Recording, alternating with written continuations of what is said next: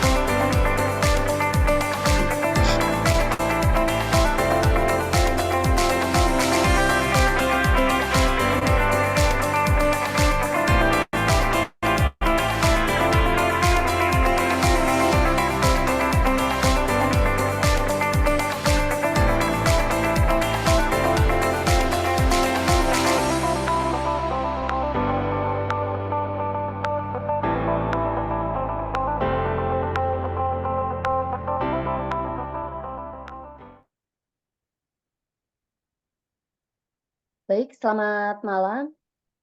Untuk ketentuan webinar kita pada malam hari ini, mohon, seluruh peserta menggunakan virtual background. Lalu yang kedua, untuk di-mute mikrofonnya. Dan yang ketiga, jangan lupa nanti kita mengisi untuk link absensi di akhir acara.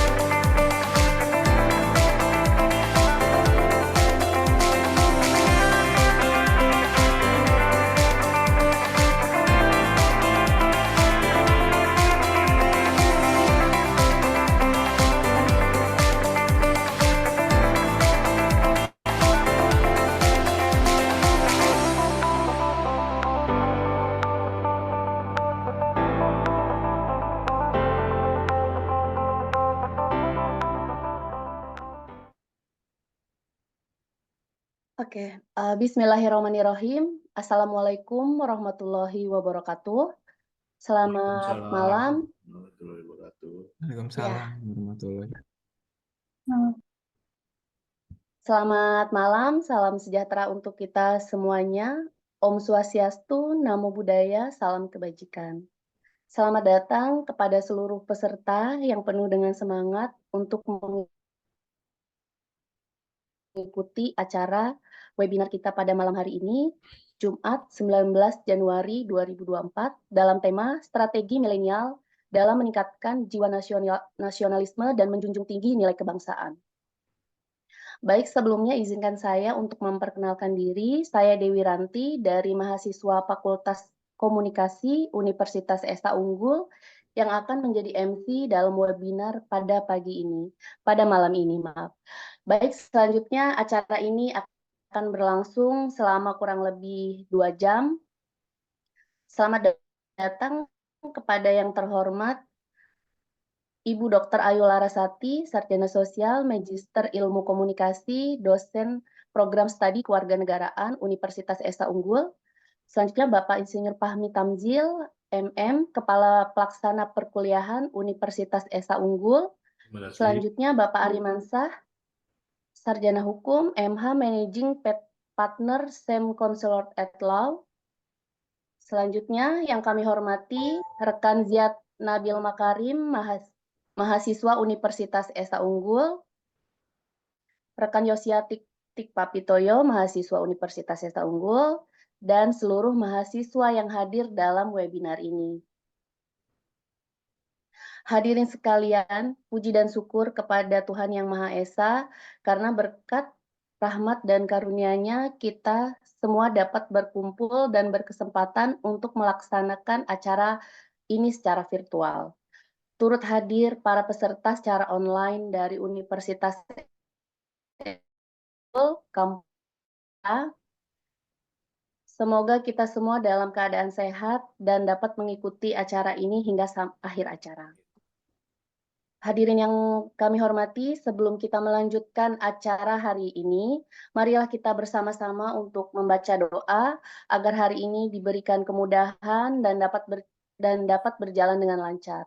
Pembacaan doa akan dipandu oleh Saudara Iksanul Arya untuk mengawali webinar ini dan dilanjutkan oleh moderator.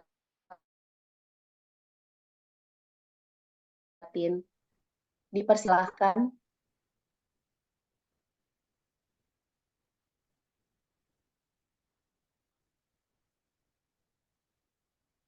Baik, Dipersilahkan. terima kasih kepada MC atas waktu dan tempatnya. Assalamualaikum warahmatullahi wabarakatuh. Waalaikumsalam warahmatullahi wabarakatuh. Bapak atau Ibu hadirin yang kami hormati, izinkan untuk saya memimpin doa pada acara malam ini dengan cara Islamik. Bapak Ibu hadirin sekalian, mohon berkenan untuk menyesuaikan cara berdoa dengan keyakinan masing-masing. Auzubillahi minasyaitonirrajim. Bismillahirrahmanirrahim. Hamdan syakirin, hamdan naimin, hamdan yu'afi ni'amahu wa yukafi'u mazidah. Ya Rabbana lakal hamdu kama yanbaghi lil jala wajhikal karimi wa azimi sultanik. Allahumma sholli ala sayyidina Muhammad wa ala ali wa sahbihi ajma'in. Asyhadu an la ilaha illallah wa asyhadu anna Muhammadan Rasulullah. Ya Rahman, Ya Rahim, hanya kepadamu kami menyembah dan hanya kepadamu kami memohon pertolongan. Ya Allah, Ya Rahman, Ya Rahim, dengan segala kebesaran dan keagungan-Mu, dengan tak henti-hentinya kami mengucapkan puji serta syukur kehadirat-Mu, serta dengan menadakan tangan untuk memohon kehadirat-Mu. Tiada harapan dan dambaan kami melainkan mengharap barokah dan ridho-Mu. Selalu menyertai kami, Ya Allah, Ya Tuhan kami. Di awal pertemuan ini berikanlah kelancaran kegiatan kami sampai nanti di penghujung kegiatan, dengan mengharap kemanfaatan, ridho, dan barokah dalam pelaksanaan ini guna meningkatkan pengetahuan, keterampilan, serta kepribadian kami. Ya Allah, ya Tuhan kami, Tuhan yang Maha Pengasih, lagi Maha Penyayang. Ampunilah segala dosa dan kesalahan kami. Kabulkanlah doa dan permohonan kami. Terimalah taubat kami. Dengarkanlah harapan dan permohonan kami. Rabbana atina fid dunya hasanah, wa fil akhirati hasanah, wa qina azabannar. Walhamdulillahirabbil alamin. Wassalamualaikum warahmatullahi wabarakatuh. Terima kasih. Terima kasih Bapak Ibu sekalian. Saya kembalikan kepada moderator kembali ya. Sekian.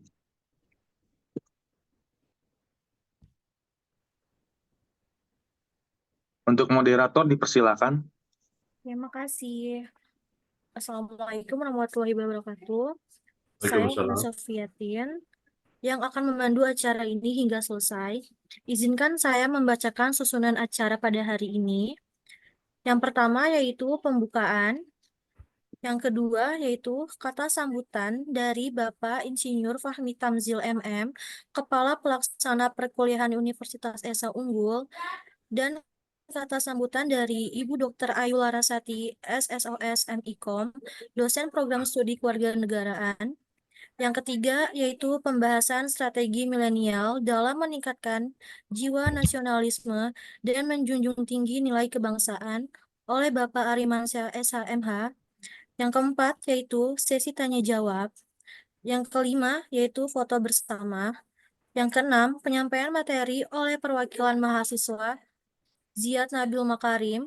Yang ketujuh penyampaian materi oleh perwakilan mahasiswa Yosia Tikvat Pitoyo.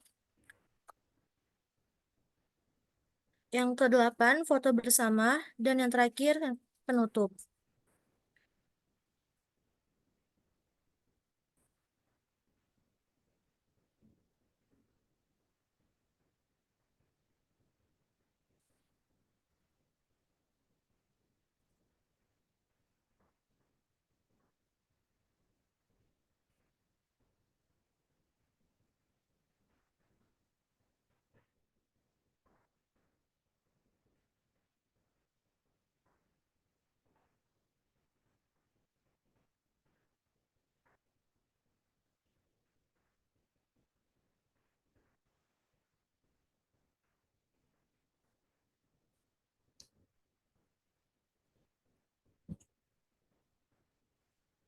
Baiklah hadirin, memasuki agenda selanjutnya, yaitu opening remarks dari Bapak Insinyur Fahmi Tamzil MM,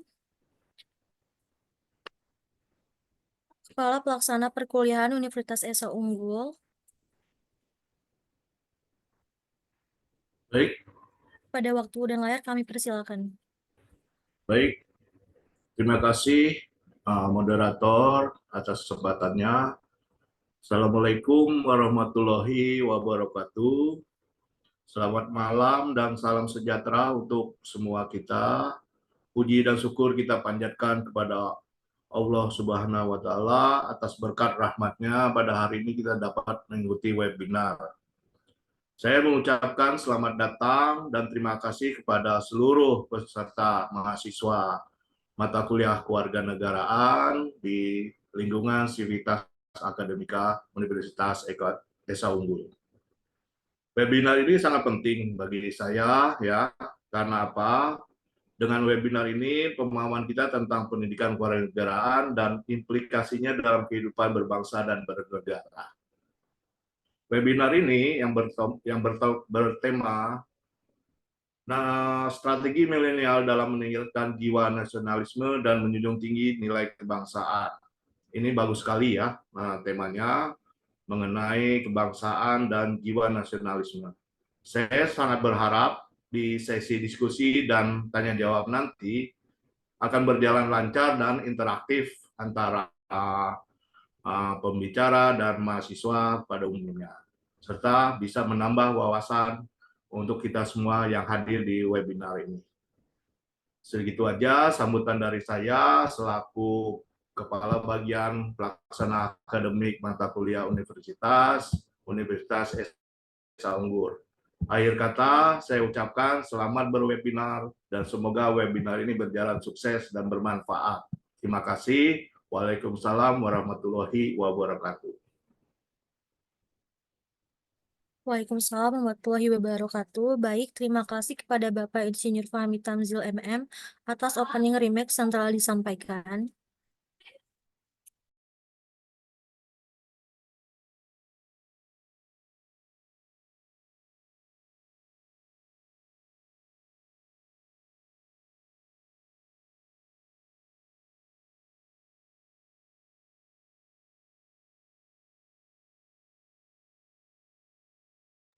Baiklah, selanjutnya yaitu opening remarks dari Ibu Dr. Ayu Larasati, SSOS MIKOM, Kepala Biro Kerjasama Universitas Esa Unggul, dan dosen mata kuliah Kewarganegaraan Universitas Esa Unggul.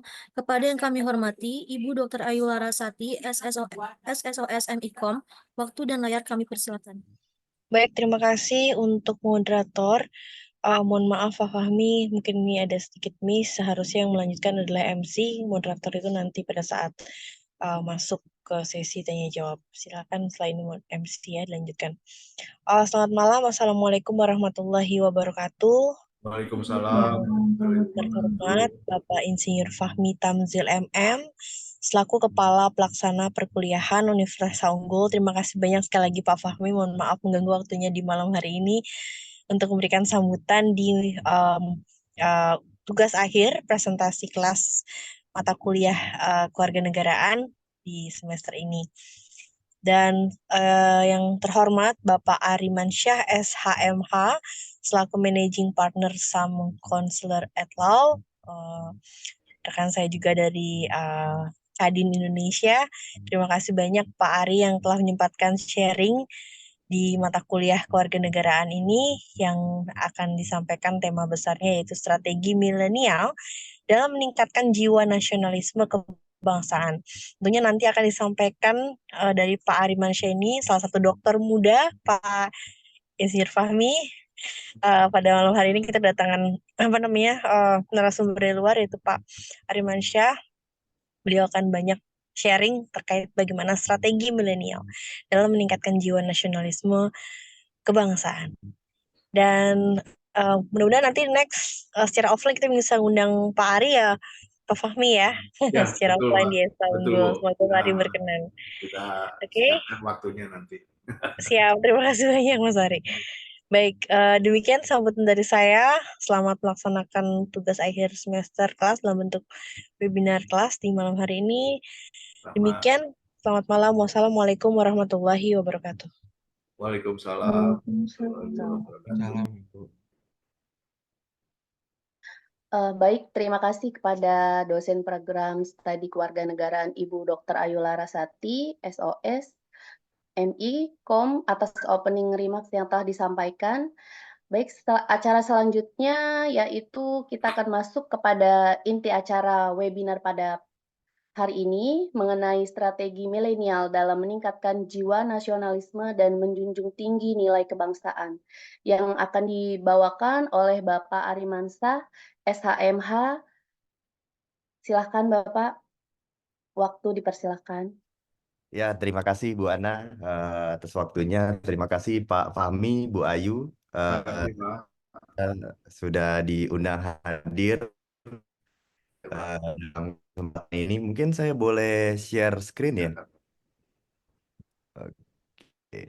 Nah, jadi di sini mungkin saya akan sedikit membahas mengenai strategi milenial dalam meningkatkan jiwa nasionalisme kebangsaan. Awalnya saya kaget juga ya diundang sama Bu Ayu, rekan saya di Kadin Indonesia, berkaitan dengan pembahasan ini ya, karena sebenarnya basic saya itu di hukum gitu kan, cuman ya mungkin ya milenial masih ya dikatakan milenial juga ya, karena saya kelahiran di tahun 96 ya, mungkin di sini kita lebih banyak sharing saja gitu. Nanti mungkin akan lebih banyak kita berdiskusi di tanya jawab ya.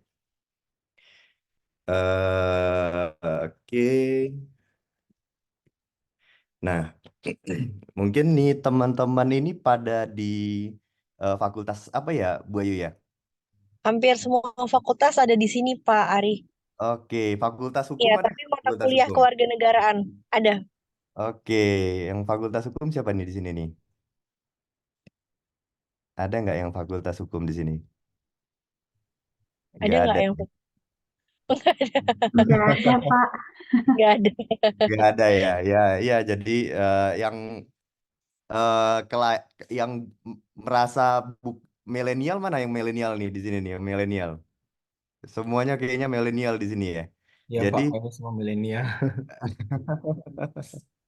Jadi ya pasti walaupun kita milenial kita juga harus mengingat sejarah ya. Kalau kata Bung Karno apa ya, jas merah ya kan, jangan lupakan sejarah gitu kan. Nah, jadi pasti ini teman-teman di sini sering dengar nih gitu kan, beri aku 10 pemuda niscaya akan kugoncangkan dunia. Nah, itu kata proklamator kita gitu kan. Nah, jadi sebenarnya dari zaman kemerdekaan dulu ya, peran pemuda ini sangat sangat besar gitu kan, sangat besar untuk apa namanya memperjuangkan kemerdekaan kita ya kan. Nah, tapi nanti akan kita bahas bagaimana peran pemuda yang dahulu dan sekarang nih peran milenial dalam dalam membangkitkan jiwa nasionalisme dan kebangsaannya di dalam berbangsa dan bernegara gitu kan. Nah, jadi ada perubahannya nih di sini gitu kan. Kalau kata Renal Kasali ada disruption. Jadi kita ada ada peran pemuda yang pada zaman dahulu pada saat eh, di era kita merebutkan kemerdekaan dan sekarang kita mempertahankan kemerdekaan kita, ya pasti perannya juga akan berubah gitu kan, dan akan berbeda. Di sini kita akan bahas di sini. Oke. Nah, kita ngelihat nih ada penelitian dari McKinsey and Company di mana pengelompokan usia dan berdasarkan karakternya gitu kan. Nah, ada baby boomer gitu kan, ada Gen X, Gen Y gitu kan, atau milenial dan Gen Z itu pasca milenial gitu. Sebenarnya saya juga termasuk nih, sebenarnya masih di Gen Z nih, pasca milenial, karena saya kelahiran di 96 gitu. Nah, jadi di sini menurut penelitian dari McKinsey and Company. Nah, di sini dari berbagai pengelompokan usia dia punya karakternya masing-masing karena juga dia berada di kondisi yang berbeda gitu kan. Kalau misalnya kita mungkin di Gen Z kita ketemu sama baby boomer ya kan. Nah, pasti paradigma kita juga juga berbeda dari mereka. Kenapa ya? Faktor di sini ada beberapa faktor gitu. Karena kita juga ada di zaman yang berbeda ya kan. Nah, di baby boomers itu mereka dikatakan di sini menurut McKinsey and Company itu mereka ada di kondisi sosial di pasca perang gitu kan. Nah, sedangkan bagi kita di Gen Z di pasca milenial gitu kan. Nah, itu kita lebih ke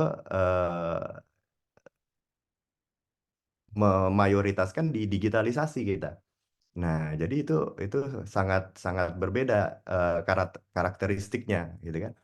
Nah, ini menurut secara keseluruhan gitu kan. Nah, kita bahas nih menurut Indonesia sendiri seperti apa. Nah, ini nih yang perlu yang perlu kita menjadi perhatian nih untuk kita menumbuhkan atau meningkatkan jiwa nasionalisme berbangsa dan bernegara kita nih. Menurut Profesor Renal Kasali, dia mengatakan bahwa ada strawberry generation di sini, di mana pasca milenial ini cenderung generasi yang penuh dengan gagasan kreatif, tetapi mudah menyerah dan gampang sakit hati. Nah, ini nih yang menurunkan jiwa nasionalisme kita sebenarnya.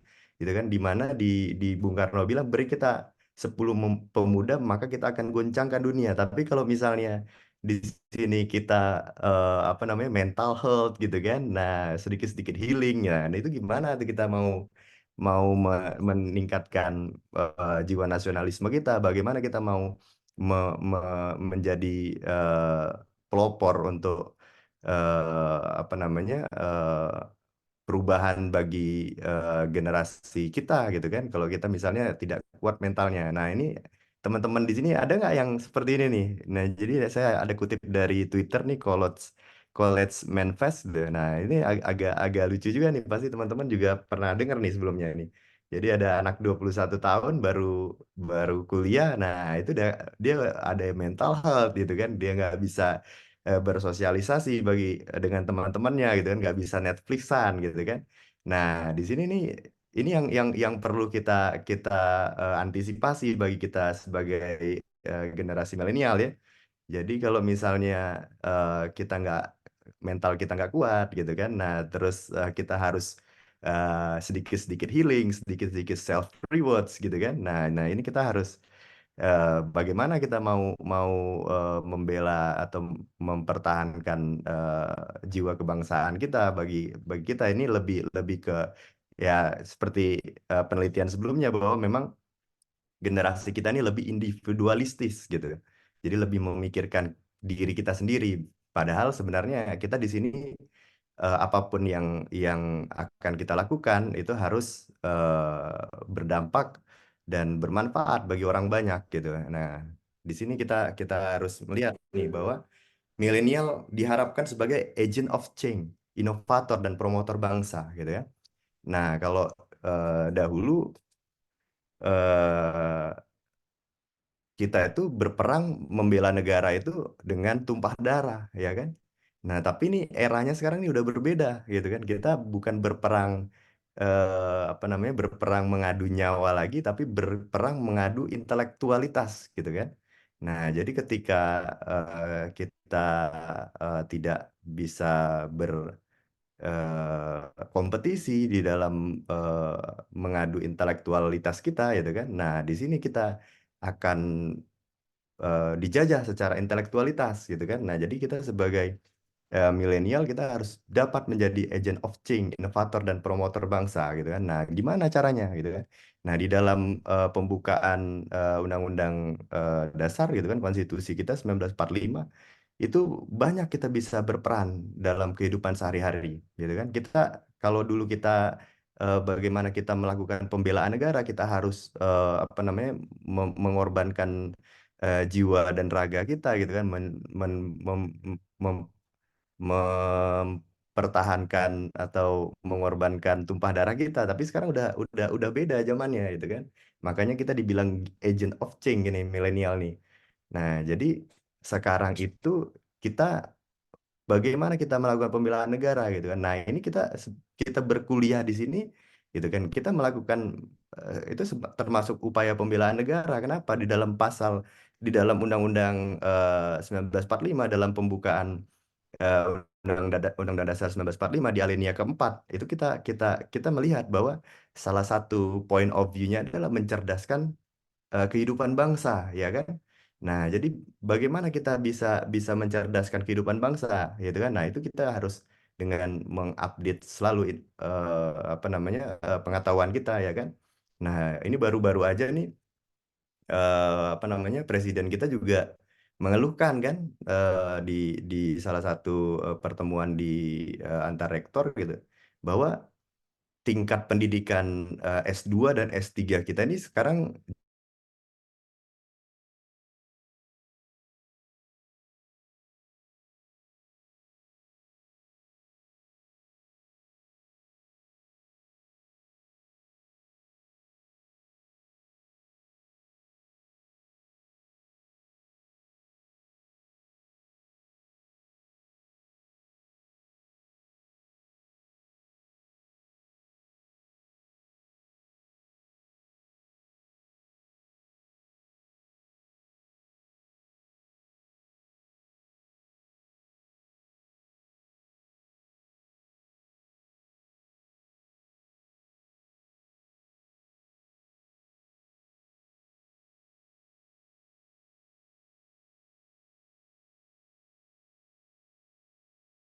dan kegiatan kita sehari-hari itu kita melakukan secara tidak langsung kita juga berperan gitu kan untuk bangsa dan negara. Misalnya saya sebagai lawyer gitu kan. Nah, sebagai lawyer tugas saya yang pertama menegakkan keadilan, ya kan?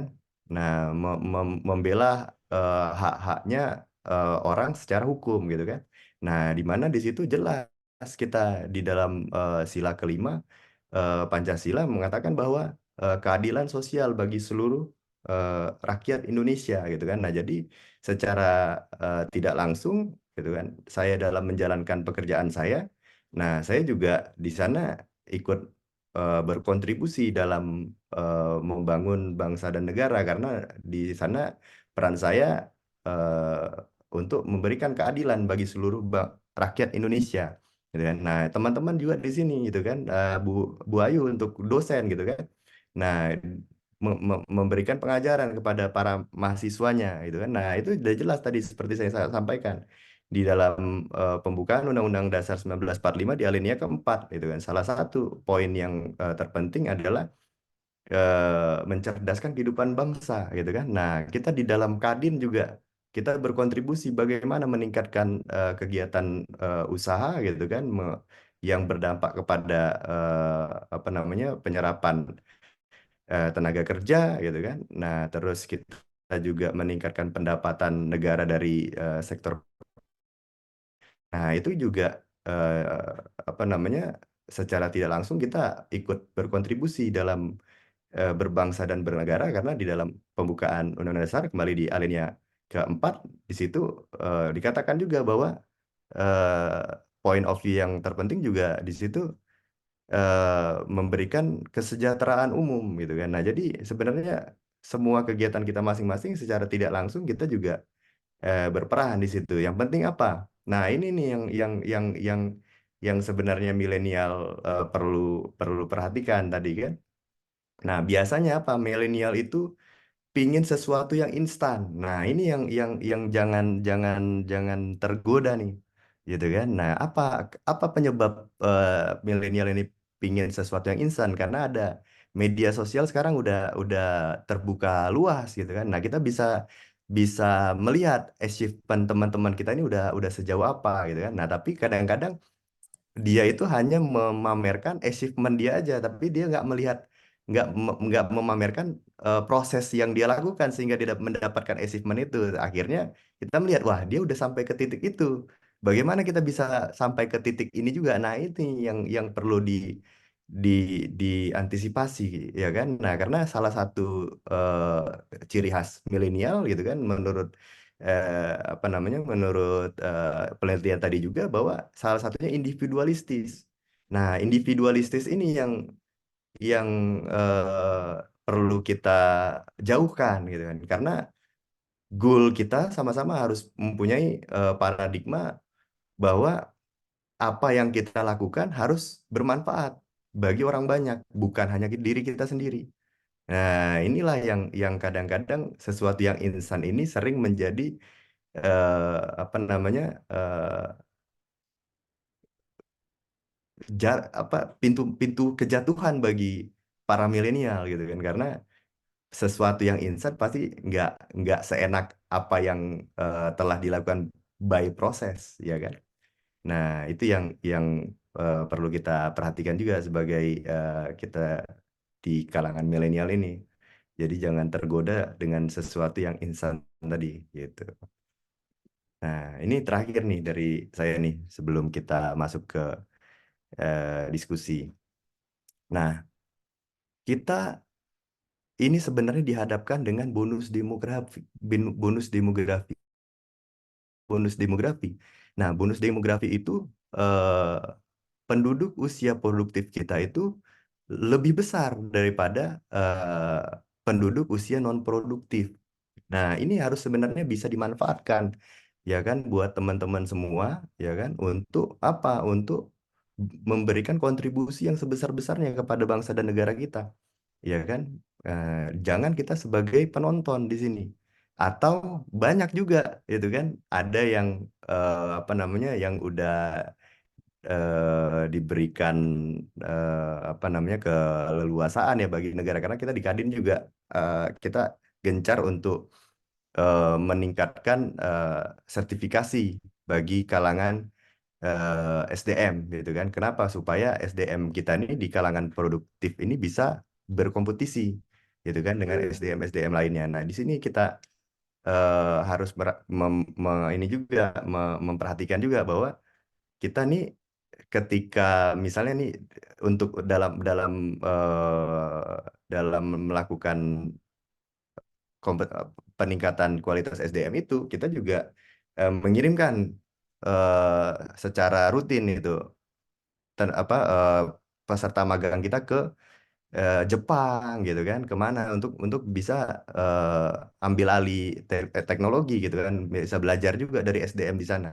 Nah, tapi tidak banyak juga, bahkan teman-teman saya yang milenial juga, ketika mereka mendapatkan kesempatan untuk menimba ilmu di luar negeri, nah terkadang masuk ke zona nyaman, gitu kan, zona nyaman di mana dia nyaman dengan lingkungan di sana, nyaman dengan kehidupan di sana, akhirnya tidak balik ke Indonesia, tidak ya itu individualistis lagi. Dia memikirkan, wah, saya udah enak di sini, ngapain lagi saya ke Indonesia. Nah, ini yang jangan kejadian nih buat kita milenial ke depan gitu kan.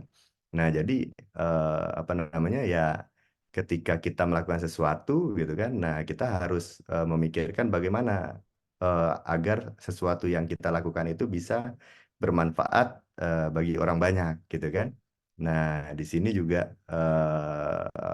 peran kita juga sangat besar, ya kan? Ketika kita bisa memanfaatkan bonus demografi ini, gitu kan? Nah, banyak penelitian yang mengatakan bahwa Indonesia bisa jadi Indonesia emas di 2045, gitu kan? Nah, karena nggak semuanya orang negara-negara yang bisa mendapatkan kesempatan seperti ini. Contohnya Jepang. Jepang itu sekarang banyak usia non produktif, semua pekerjanya banyak di usia-usia di generasi lebih tua daripada milenial gitu kan. Nah, mereka pasti dari segi produktivitas kerja gitu. Nah, tidak sebanding dengan kita di kalangan milenial gitu kan. Nah, kita juga harus bisa beradaptasi dengan perkembangan zaman sekarang, kemajuan teknologi, digitalisasi gitu kan, sehingga kita bisa bersaing di kalangan SDM lainnya gitu, bahkan di SDM di luar negeri, ya kan. Nah, contohnya saya sebagai kalau hukum ya sekarang ya, dulu untuk mencari suatu aturan tertentu kita harus baca buku gitu kan. Nah, tapi sekarang kita ada Google, kita bisa cari langsung dengan waktu yang cepat. Tapi digitalisasi itu nggak sepenuhnya berdampak positif. Kenapa? Ketika saya juga melihat ya belakangan khususnya untuk di sisi hukum ya kan. Nah, ketika mereka lebih mudah untuk melakukan pencaharian suatu aturan misalnya kan. Nah, literasi mereka untuk membaca menjadi kurang gitu kan. Nah, ketika orang-orang yang sebelum era digitalisasi yang maraknya seperti sekarang ya kan. Nah, untuk mencari suatu peraturan itu membutuhkan waktu yang lama dan mereka harus membaca banyak buku dulu sehingga banyak aturan-aturan yang tidak dicari tapi terkait. Nah, akhirnya ikut masuk dan beberapa pandangan-pandangan dan wawasan-wawasan mereka akan lebih luas karena ketika dia mau mencari suatu aturan dia akan membaca juga aturan-aturan lainnya gitu kan yang tidak terkait sekalipun gitu kan. Nah, tapi kalau sekarang karena udah ada kemudahan dengan digitalisasi, literasi membaca ini akan menjadi lebih kurang. Nah, ini kita sebagai yang menikmati di masa seperti ini kita harus bisa membatasi juga yang mana yang positif, yang mana yang negatif. Yang positifnya kita ambil, yang negatifnya kita buang gitu kan. Nah, jangan kalau dalam konteks seperti itu ketika kita melakukan riset gitu kan. Nah, jangan karena sudah ada search engine Google dan segala macamnya kita menjadi malas membaca gitu. Nah, ini juga kita harus perhatikan buat teman-teman semuanya. Jadi mungkin sekian aja singkat dari saya. Selanjutnya kita mungkin boleh diskusi ya. Terima kasih.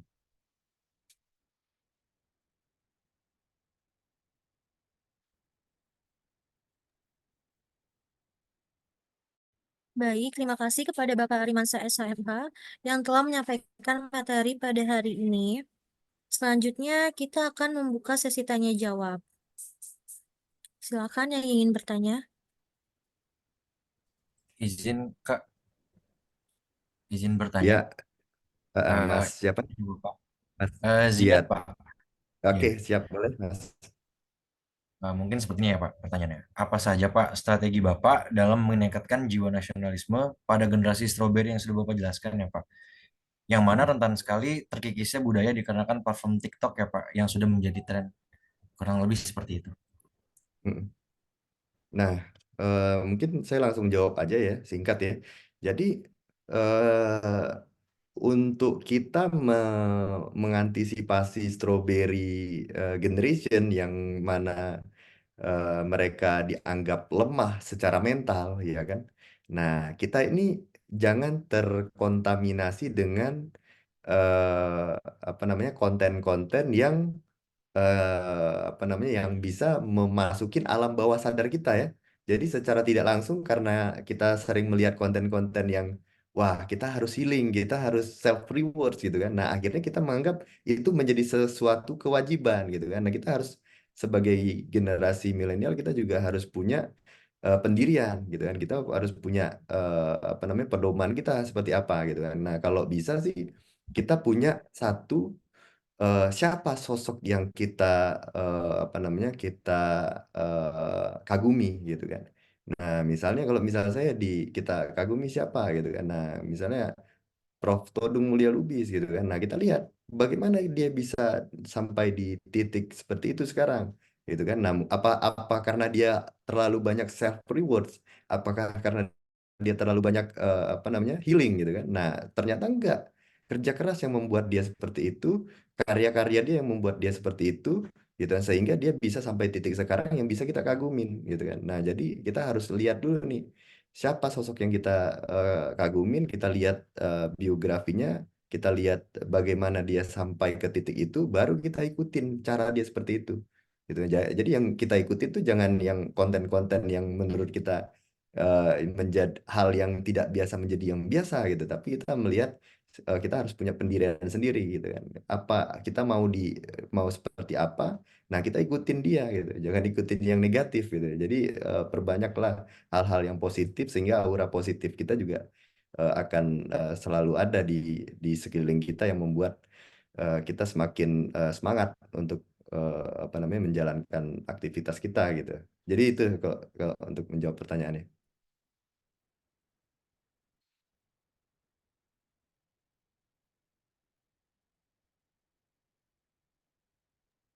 Pak, saya izin bertanya. Iya, Oke. Eh, boleh. Gimana? Perkenalkan saya Siapa namanya? Yosia.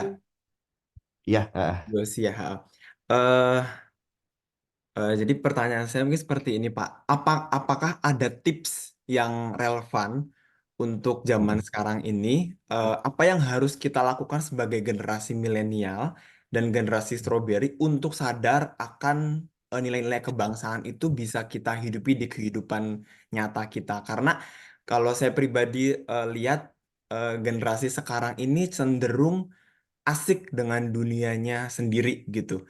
Dan mungkin berikutnya saya juga pengen tanya sebenarnya lingkungan seperti apa sih yang bisa mempengaruhi kita itu untuk bisa menghidupi nilai-nilai kebangsaan tersebut gitu Pak. Terima kasih. Ya, ya, makasih ya. Siapa namanya tadi? Mas. Mas Yosia siapa? Pak. Yosia. Mas Yos. Ya, ya. Jadi Iya. gini Mas, salah satu yang bisa membuat apa namanya menjawab itu ya kita ada di lingkungan yang positif, ya kan?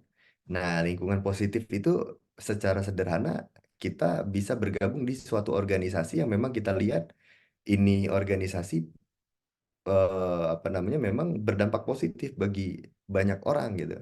Karena kenapa? Karena kita berorganisasi kita itu bukan memikirkan diri kita sendiri, gitu kan? Nah, tapi kita memikirkan sekeliling orang banyak gitu. Kenapa? Organisasi itu kita menjalankan kegiatan itu kita tidak dibayar gitu kan.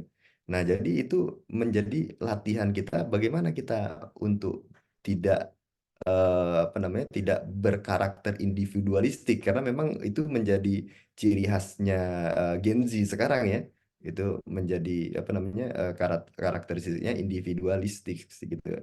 Nah, supaya kita nggak individualistis kita harus apa mentreatment diri kita sendiri. Bagaimana caranya? Ya itu kita melihat masuk ke lingkungan yang menurut kita wah ini positif gitu kan. Nah, ini bukan lingkungan yang individualistis tapi ini lingkungan yang memang memikirkan orang banyak gitu. Salah satunya ya kita bergabung di organisasi ya gitu kan. Karena memang itu saya rasakan sendiri dampaknya besar bagi kita gitu kan. Nah, karena saya tuh dari 2013 berarti ya umur 3 4 6 6 15 tahun ya 16 tahun gitu. Nah, saya udah bergabung di HIPMI perguruan tinggi ya saat itu. Iya kan? Nah, jadi HIPMI perguruan tinggi saya udah dari semester pertama ya. Dari semester pertama kuliah, bahkan di SMA kelas 3 tuh saya udah aktif berorganisasi itu kan. Bahkan di teman-teman saya tuh banyak yang di rating. Nah, itu satu lagi. Bertemanlah sama kalau bisa sama teman-teman yang apa lebih tua daripada kita.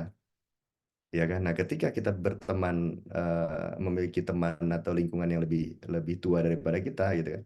Nah, itu akan energi positifnya mereka tuh akan ada di kita, gitu. Nah, jadi kebijaksanaannya, gitu kan, kedewasaannya, gitu kan.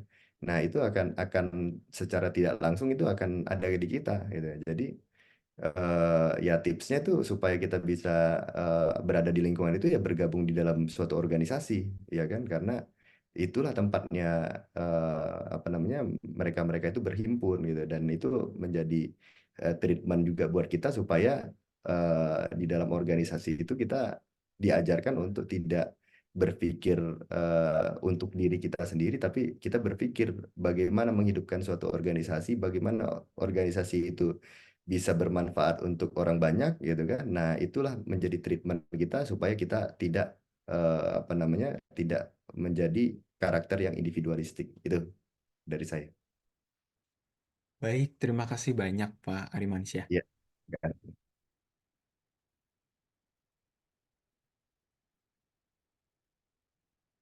Oke, satu lagi mungkin ada lagi.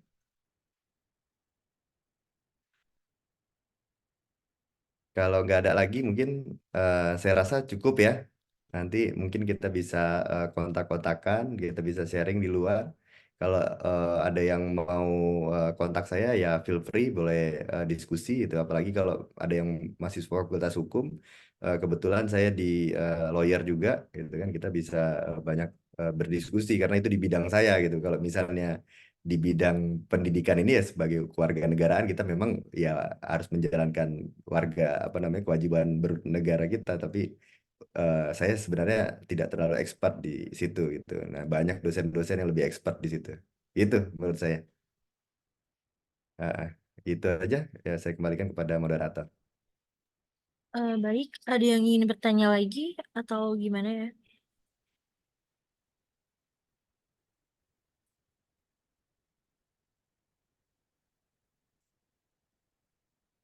Sudah cukup saya rasa. Jika tidak ada yang ingin bertanya lagi, terima kasih kepada Bapak Rimansyah SHMH yang telah menyampaikan materi pada hari ini. Selanjutnya kita akan foto bersama. Harap semua peserta untuk on kamera ya.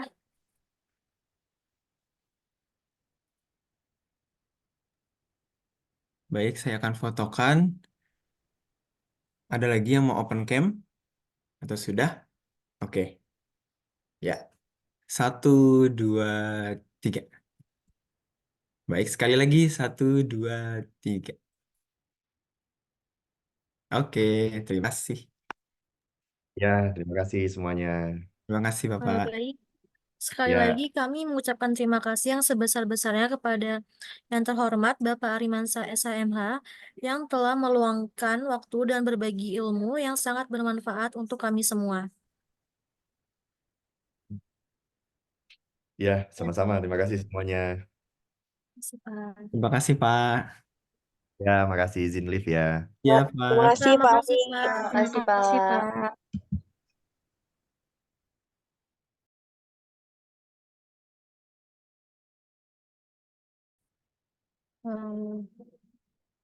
Baik, acara selanjutnya saya persilakan kepada narasumber dari mahasiswa, Kak Ziad Nabil Makarim.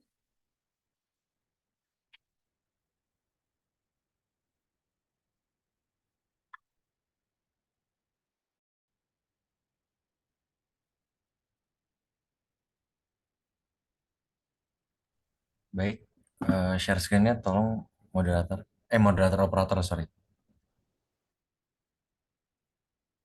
Kak Ziad Nabil Makarim ini memulai pendidikan di Universitas Negeri Jakarta, Diploma Komunikasi Hubungan Masyarakat pada tahun 2019. Berpengalaman itu di pemerintah Kota Bekasi, Public Relations Intern dari Agustus 2021 hingga Oktober 2021. Saat ini, Kak Ziad sedang menjalani pendidikan sarjana 1 di Universitas Esa Unggul Fakultas Ilmu Komunikasi. Baik, waktu dan layar saya persilakan. Baik, Bismillahirrahmanirrahim. Assalamualaikum warahmatullahi wabarakatuh. Shalom, Om Swastiastu, Namo Buddhaya, Salam Kebajikan, Selamat Sejahtera bagi kita semua. Marilah kita panjatkan puji dan syukur atas kehadirat Tuhan Yang Maha Esa, karena telah melimpahkan rahmat dan karunia-Nya sehingga kita dapat hadir di webinar ini. Yang terhormat atau yang saya hormati Bu Dr. Ayu Larasati Essos MIKOM, Bapak Insinyur Fahmi Tamzil MM, Bapak Arimansyah SH MH, dan teman-teman mahasiswa yang saya banggakan. Baik, judul materi yang saya bawakan adalah Strategi Milenial dalam Meningkatkan Jiwa Nasionalisme. Next. Apa itu nasionalisme? Nasionalisme adalah paham yang mengutamakan kepentingan bangsa dan negara di atas kepentingan pribadi atau sebuah golongan. Nilai kebangsaan adalah nilai yang menjadi ciri khas bangsa Indonesia seperti cinta tanah air, gotong royong, dan toleransi. Next. Nasionalisme bagi suatu bangsa. Secara umum, nasionalisme dapat dianalogikan sebagai lem yang menyatukan bangsa. Tanpa nasionalisme, suatu bangsa akan mudah terpecah belah dan sulit untuk mempertahankan keutuhan dan kedaulatannya. Oleh karena itu, penting bagi warga negara untuk memiliki jiwa nasionalisme yang sehat. Jiwa nasionalisme dapat ditanam sejak dini melalui pendidikan baik formal maupun non-formal. Next. Milenial. Generasi milenial merupakan generasi yang lahir di era globalisasi. Mereka memiliki akses yang luas terhadap informasi dan teknologi, namun di sisi lain mereka juga rentan terhadap pengaruh budaya asing. Hal ini dapat mengancam jiwa nasionalisme dan nilai kebangsaan mereka. Oleh karena itu, diperlukan strategi yang tepat untuk meningkatkan jiwa nasionalisme dan menjunjung tinggi nilai-nilai kebangsaan di kalangan generasi milenial. Next. Berdasarkan hasil survei Populix, 65% masyarakat Indonesia merasakan penurunan semangat nasionalisme di kalangan generasi muda. Dari generasi milenial, ada 67% responden dari generasi tersebut yang merasakan adanya penurunan semangat nasionalisme di kalangan anak muda. Sedangkan hanya 14% responden milenial yang tidak merasakan adanya penurunan semangat nasionalisme di kalangan muda. Next. Strategi milenial dalam meningkatkan jiwa nasionalisme. Yang pertama ada pendidikan dan literasi kebangsaan. Yang kedua ada pengembangan potensi diri. Yang ketiga ada keterlibatan dalam kegiatan sosial. Yang keempat ada menjunjung tinggi nilai-nilai kebangsaan. Yang kelima ada mencintai dan menghargai tanah air. Yang keenam ada saling menghormati dan toleransi. Yang ketujuh ada berkontribusi bagi bangsa dan negara. Next. Pendidikan dan literasi kebangsaan. Pendidikan dan literasi kebangsaan merupakan hal yang penting untuk menumbuhkan jiwa nasionalisme. Generasi milenial perlu dibekali dengan pengetahuan tentang sejarah, budaya, dan nilai-nilai kebangsaan Indonesia. Pendidikan dan literasi kebangsaan dapat dilakukan melalui berbagai media, seperti sekolah, perguruan tinggi, media massa, dan media sosial. Next. Keterlibatan dalam kegiatan sosial. Keterlibatan dalam kegiatan sosial juga dapat menjadi sarana untuk meningkatkan jiwa nasionalisme. Generasi milenial perlu memiliki rasa empati dan solidaritas sesama. Kegiatan sosial dapat dilakukan melalui berbagai organisasi seperti organisasi kepemudaan atau biasa di kalangan kelurahan atau RT ada Karang Taruna, organisasi keagamaan, dan organisasi sosial lainnya. Next. Menjunjung tinggi nilai kebangsaan. Menjunjung tinggi nilai kebangsaan merupakan salah satu bentuk nasionalisme. Nilai-nilai kebangsaan adalah nilai yang menjadi dasar dan pedoman bagi kehidupan berbangsa dan bernegara. Nilai-nilai kebangsaan tersebut dapat berupa nilai-nilai Pancasila, nilai-nilai budaya, dan nilai-nilai agama. Menjunjung tinggi nilai kebangsaan berarti mengakui, menghargai, dan mengamalkan nilai kebangsaan tersebut dalam kehidupan sehari-hari. Selain meningkatkan jiwa nasionalisme, generasi milenial juga perlu menjunjung tinggi nilai-nilai kebangsaan. Nilai kebangsaan merupakan aset bangsa yang harus dijaga dan dilestarikan. Berikut adalah beberapa cara untuk menjunjung tinggi nilai-nilai kebangsaan. Next. Menjunjung tinggi nilai-nilai kebangsaan. Yang pertama ada mencintai dan menghargai tanah air. Cinta tanah air merupakan nilai kebangsaan yang paling dasar. Generasi milenial perlu mencintai dan menghargai tanah air, baik alamnya, budayanya, maupun masyarakatnya. Yang kedua ada saling menghormati dan toleransi. Toleransi merupakan nilai kebangsaan yang penting untuk menjaga kerukunan dan kedamaian bangsa. Generasi milenial perlu saling menghormati dan toleransi terhadap perbedaan, baik agama, suku, ras, maupun golongan. Yang ketiga ada berkontribusi bagi bangsa dan negara. Generasi milenial perlu memiliki semangat untuk berkontribusi bagi bangsa dan negara. mereka dapat berkontribusi melalui berbagai bidang seperti pendidikan, kesehatan, lingkungan, dan budaya. Next. Kesimpulan. Generasi milenial merupakan generasi yang memiliki potensi besar untuk memajukan bangsa Indonesia.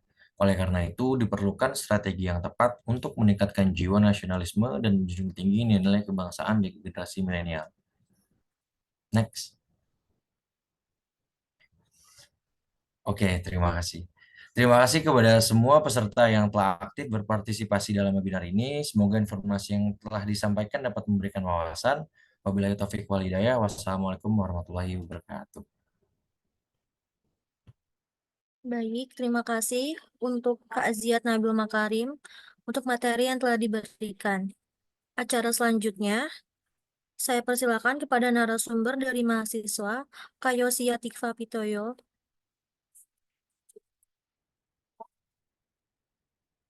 Kak Yosia menempuh pendidikan D1 College of Allied Educators, jurusan pendidikan khusus pada tahun 2019, lisensi dan sertifikasi, yaitu Certificate of Recognition for Achieving the Status of Enterprise Manager in HDI tahun 2021, Bersatu Padu Mengantarkan ABK, Anak Berkebutuhan Khusus, menuju kebermanfaatan pada tahun 2020, Asia Work Basic Training pada tahun 2018.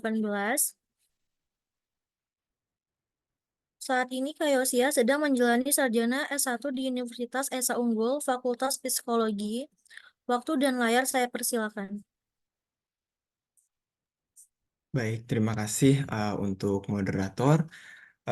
Sekali lagi, yang saya hormati Ibu Dr. Ayu Laras Sati, S.Sos MIKOM, dan rekan-rekan teman semua, terima kasih untuk kesempatannya pada hari ini. Izinkan saya men-share sedikit materi tentang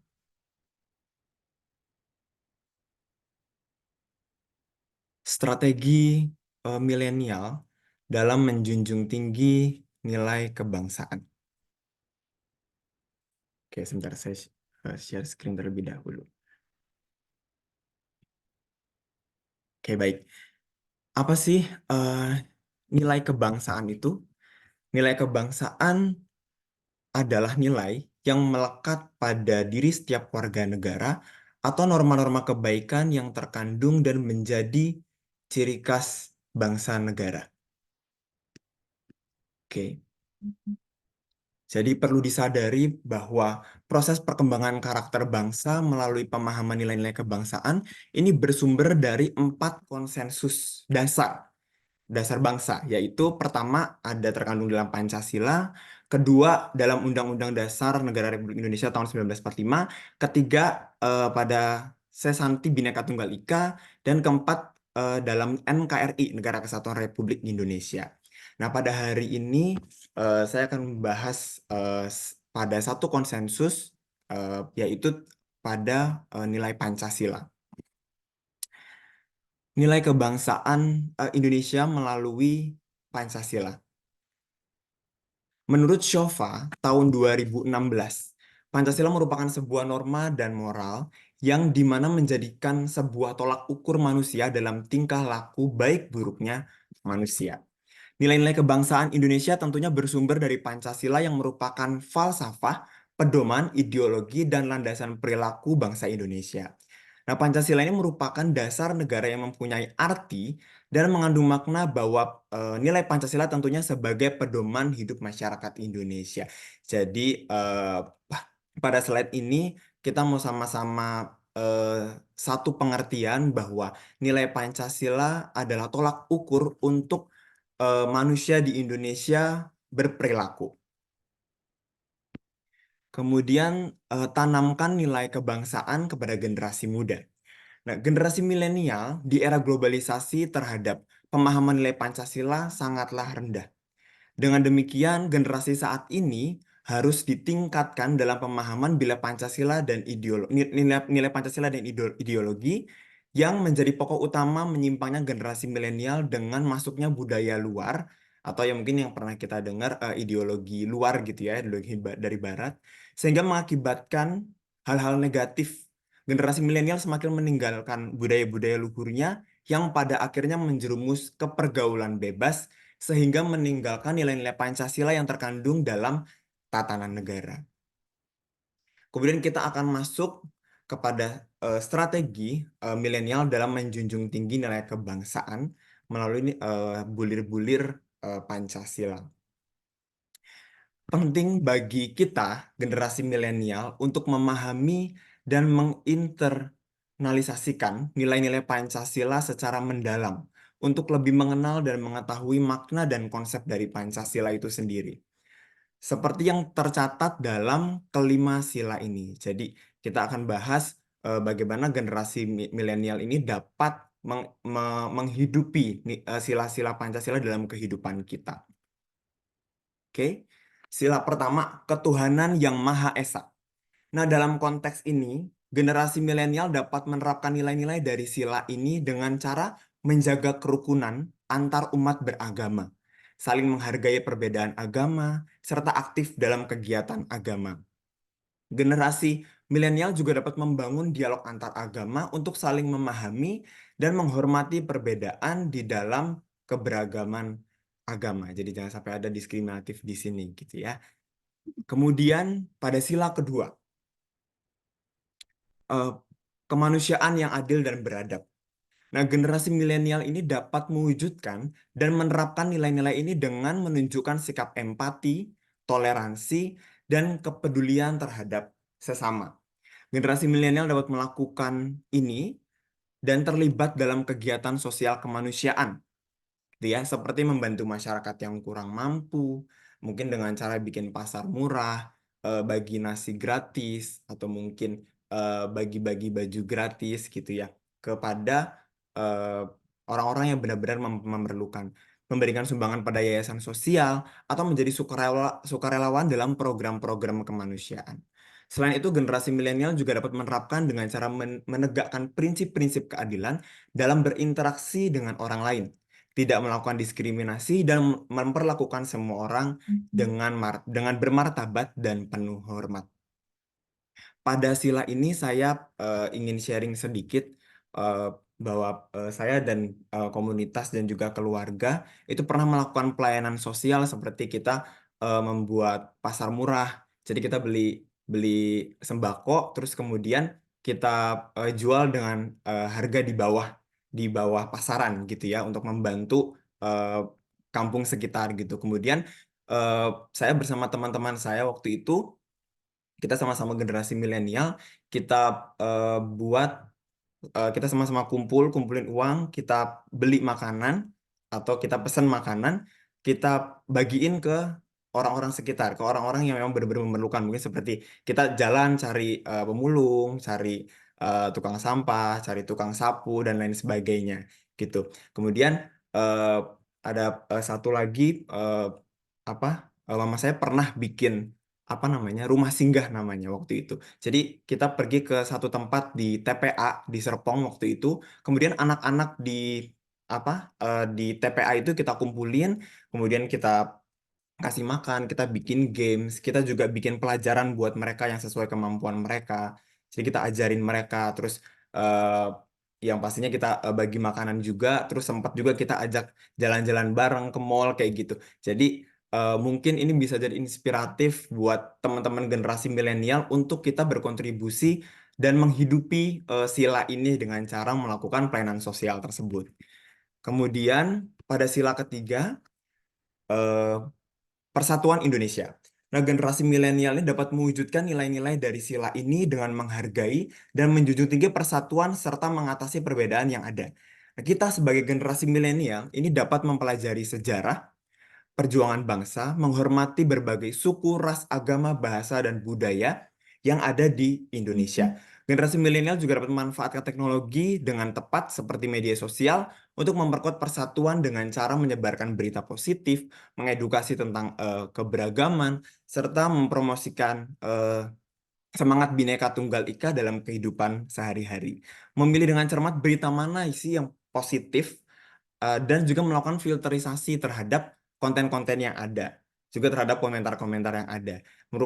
Ini juga salah satu merupakan cara untuk menerapkan nilai tersebut dalam kehidupan kita sebagai generasi milenial. Jadi di sini kita diingatkan untuk menjaga jempol kita untuk tidak melakukan diskriminatif, tidak melontarkan komentar negatif, apalagi kita tahu saat ini sedang panas-panasnya dunia politik gitu ya.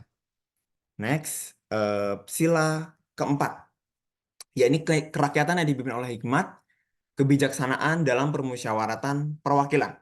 Dalam sila ini, generasi milenial dapat menerapkan nilai-nilai yang berkaitan dengan proses demokrasi dan pembangunan bangsa.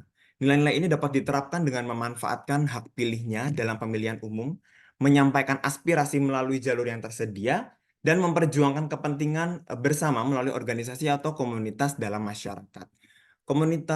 Meningkatkan kecerdasan hidup bernegara dan turut berpartisipasi dalam kehidupan berpolitik merupakan nilai yang penting bagi generasi milenial sebagai bentuk perwujudan dari nilai-nilai sila keempat Pancasila ini.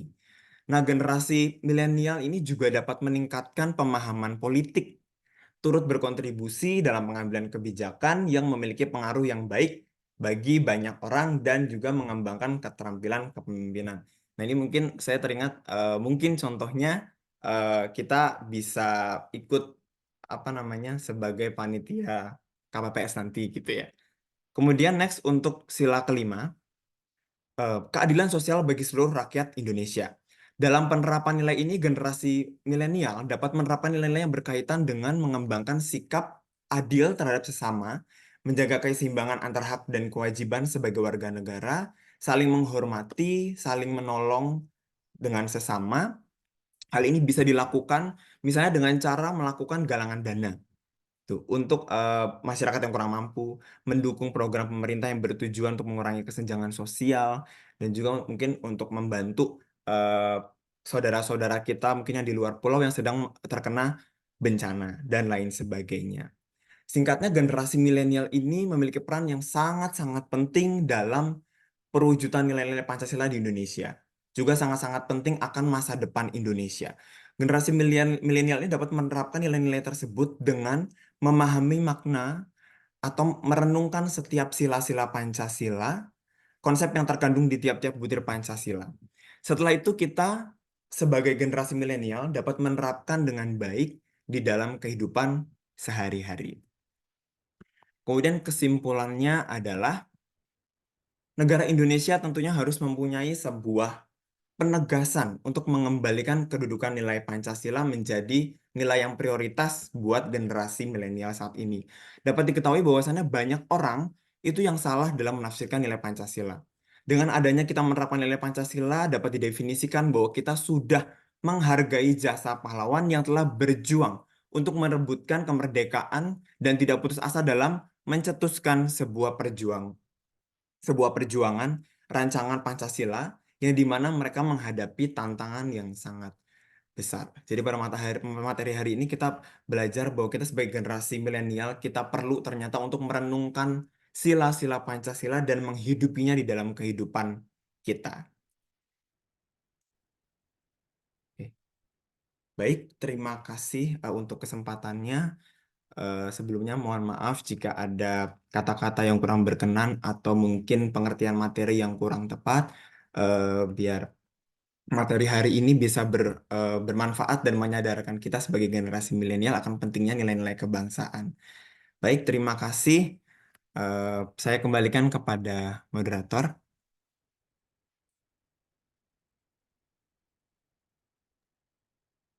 Baik, terima kasih Kak Yosia untuk materi yang telah diberikan. Acara selanjutnya akan saya serahkan kembali kepada MC Kak Dewi Ranti. Silahkan. Baik, terima kasih untuk moderator, Saudari Ana Sopiatin, yang telah memandu acara webinar hari ini sehingga acara berjalan dengan baik hari ini. Setelah ini kita akan ada foto bersama, namun sebelum kita foto bersama, saya himbau untuk teman-teman jangan keluar Zoom terlebih dahulu, karena akan ada pengisian absensi untuk sertifikat peserta webinar setelah foto bersama.